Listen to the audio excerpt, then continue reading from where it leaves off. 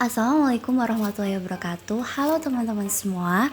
Perkenalkan, nama saya Ais Sulistiani dan rekan saya Ika Hidayatul Soleha akan menyajikan media pembelajaran tentang tenses. Pada media pembelajaran kali ini, kami akan membahas 5 jenis tenses. Nomor 1 adalah simple present, nomor 2 present continuous, nomor 3 present perfect, nomor 4 present perfect continuous, dan yang nomor 5 atau yang terakhir adalah simple past.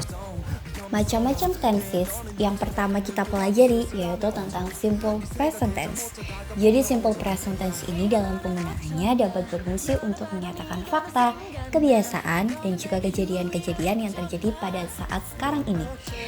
Rumus dari simple present tense untuk bagiannya positif yaitu subject plus verb 1. Untuk subject yang menggunakan he, she, it, itu di bagian belakang verb satunya ditambahkan huruf s, es, ataupun es. For example, I play badminton. Untuk yang kedua, he cooks soup. Jadi di bagian belakang dari verb 1 yaitu cook itu ditambahkan huruf s. Untuk rumus simple present tense yang kedua untuk bagian yang negatif yaitu rumusnya adalah subject plus don'ts plus verb 1 untuk subjeknya I, you, they, we. Yang kedua, subject plus doesn't plus verb 1 untuk subjeknya he, she, it. For example, I don't play badminton. He doesn't cook soup. Untuk bagian question atau pertanyaannya, rumusnya adalah do plus subject plus verb 1. Rumus ini digunakan untuk subjeknya I, you, they, we. Untuk yang kedua yaitu does plus subject plus verb 1 untuk subjeknya he, she, it. For example, do you play badminton? Does he cook? Macam tenses yang kedua, ada present continuous tense. Jadi present continuous tense ini biasa digunakan untuk menunjukkan sebuah aksi atau kejadian yang sedang terjadi pada saat pembicaraan sedang berlangsung. Selain itu, present continuous tense juga bisa digunakan untuk membuat suatu rencana di masa depan. Rumus dari present continuous tense untuk bagian yang positif yaitu subject plus verb ing. For example, I'm going to school. They are eating chicken now.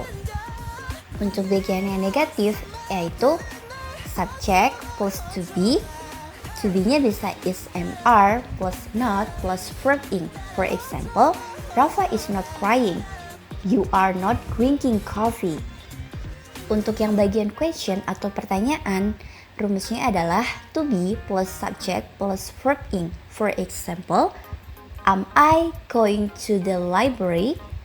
Are they cooking food? Simple present perfect. Simple present perfect sendiri digunakan untuk menjabarkan suatu aktivitas ataupun situasi yang telah dimulai di masa lalu dan telah selesai di masa lalu juga atau masih berlanjut sampai sekarang. Rumusnya adalah untuk positif, subject plus have or has plus verb 3. Example, Ray has studied English for 2 months. They have seen him today. Lalu untuk rumus negatifnya adalah subject plus have or has plus not plus verb 3. Example, Ray has not English for 2 months. They have not seen him today. Untuk question, rumusnya adalah have or has plus verb 3.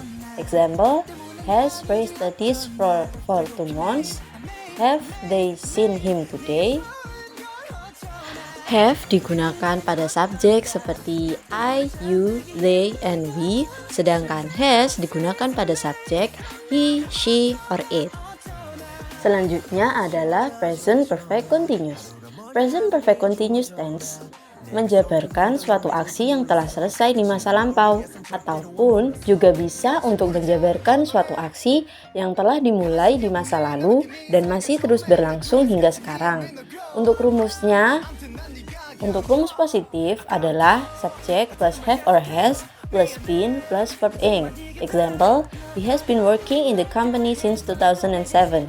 The baby have been playing a toy for an hour. Untuk rumus negatif sendiri ada subject plus have or has plus not plus been plus verb ing. Example, he has not been working in the company since 2007. The baby have not been playing a toy for an hour.